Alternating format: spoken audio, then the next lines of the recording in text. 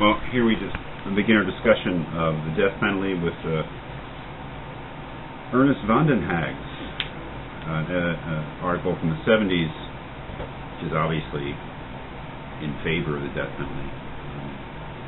Sometimes when we read these things, it's just as interesting what authors don't say, or what arguments they don't use, or what issues they don't raise, as those that they do when we discuss a sort of fundamental issue like the death penalty. We would imagine that we would be talking about whether or not we had the right to take a life, that is, whether or not that was something that human beings could actually do, judicially take a life like that. It is not the interest of this author. He does not argue on those grounds. It's not part of the discussion. It's more or less taken for granted, I guess, that we do. The basis of van den Haag's argument, he really has two issues that he's willing to discuss. One having to do with justice, of course, the other having to do with deterrence. And the question of the justice of the death penalty for him is not the question about whether it's just to take another person's life in this situation as punishment for a crime. That is not an issue, again, that he's interested in. He goes about the question of justice, I think, in a quite different way. And he says he has two issues that he thinks are relevant here, one having to do with justice, the other having to do with deterrence, and that he will be discussing the issue of deterrence in more detail. But he says something very interesting and important towards the beginning of the essay, and that is that the two issues in his argument will be tied together, and I think in the following way. That is, van den Haag thinks of the justice of the death penalty in utilitarian terms. That is, it may be that we do an injustice to someone when we kill them for having actually committed a crime, and it's certainly true that we do an injustice to somebody when we kill them for a crime that they didn't commit. That is, when there's an error, an irrevocable error in assigning punishment to somebody. But that injustice needs to be weighed against other injustices, and especially the injustices of people being murdered, people being killed, which is really the crime here that we're talking about. We mentioned a couple of significant other capital crimes like treason and other situations, but it's really murder he's talking about. And he thinks of the justice of the death penalty in utilitarian terms. That is, it may be that if we did away with the death penalty, that we would prevent the possibility of someone being unjustly executed, and that's significant. But we would have to weigh that is that prevention of injustice with the possibility that by doing away with the death penalty, we would be enabling future crimes, that is, future murders, also cases of injustice. So we really have to think of the injustice here quantitatively, add up the injustices.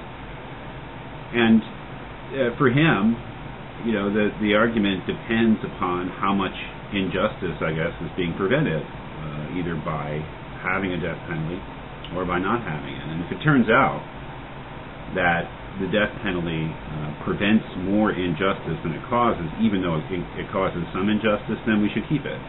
That is, because on the whole it will be good, because it will prevent more injustice than it causes. Now, that's something to think about. I mean, whether that's a good argument. I mean, whether something is left out there, whether that, in the analysis that you do in your reading, you should think about that. But what that way of thinking about it means is that the question of deterrence becomes central. That is, if his point is that if the death penalty, having a death penalty in place, prevents more injustice than it causes, and again, leaving open the possibility, which is of course a real possibility, that someone would be unjustly convicted or mistakenly convicted of a capital crime and then executed, that would be an injustice against that person. And leaving open the possibility that even to execute someone who is truly guilty of a capital crime could constitute an injustice against them.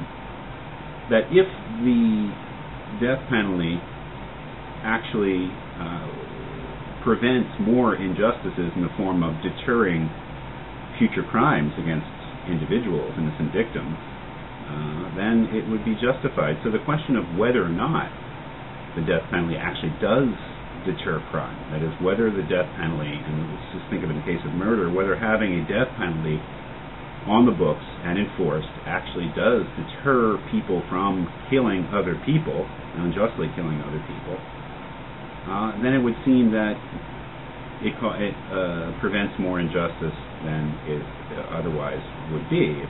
Let's say if we didn't have a death penalty and those people, as a result, the future victims were actually killed. So the question really boils down to a question of deterrence and whether or not the death penalty actually deters crime.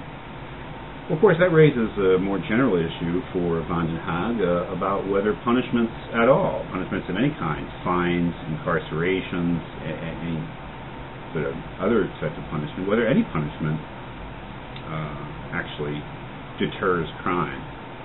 I think that when it gets down to this, there are a couple of things to keep in mind in terms of his argument. One, he makes several descriptions of what he believes the typical mindset of a human being is, and it's not a calculating mindset.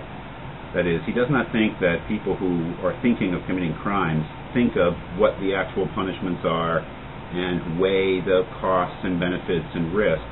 He doesn't think that that's true at all. He thinks that human beings more or less operate on a much cruder level of rationality. That is, that we don't do this sort of conscious calculating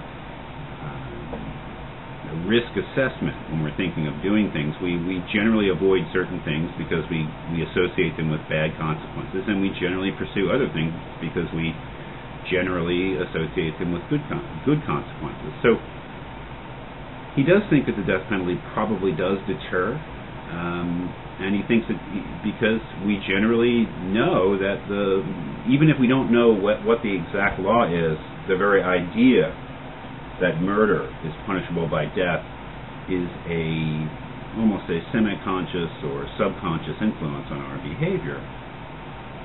Then there's the question about whether the death penalty actually deters, and he refers to some, I'm sure, very out of date, because they're about 40 years, studies that actually say that the death penalty does not have a significant statistical impact on crime. And his point about that is also very interesting. That is, that if you say that you do the statistics, and what you determine by looking at crime statistics and correlating them with places that have a death penalty and places that don't, what does it prove if you have shown that there is no statistical evidence that the death penalty deters crime? What have you actually proven? Well, his point is that you've proven that there is no statistical evidence that the death penalty deters crime. That is, you have not proven that the death penalty does not deter crime. Now that point is an interesting one because it's a general, or it's a particular version of a general point in terms of evidence. I mean, that is, if you can't find any statistical evidence for something, does that mean that something doesn't exist? Certainly not. It means that you have found no statistical evidence that it exists, but you can't rule out that it does exist. So in this case, if you cannot prove statistically that the death penalty deters crime, that does not actually establish that the death penalty does not deter crime. What establishes is that you have not found any statistical support for it. Leaves open the possibility, of course, that the death penalty does still deter crime, but certainly if we found after a thorough, respectable study that there was no statistical correlation between capital punishment, death penalty, and crime, that would certainly be an influence in our decision, and I don't know if Van den Haag really gives that enough, if he validates that enough. But in any case, very interesting essay and a beginning of a discussion, in a certain way. And I think perhaps next week with the Ryman essay that we'll get into some of the more typical, fundamental, philosophical issues involving capital punishment.